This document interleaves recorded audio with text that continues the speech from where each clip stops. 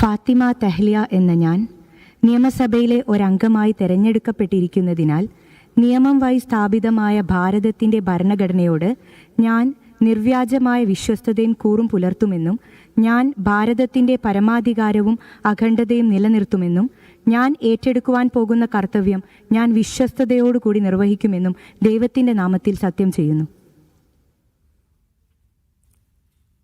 ഫാത്തിമ തെഹ്ലിയ ദൈവനാമത്തിൽ സത്യപ്രതിജ്ഞ ചെയ്ത് അധികാരമേറ്റെടുക്കുന്നു. പേരാമ്പ്ര MLA ആണ്.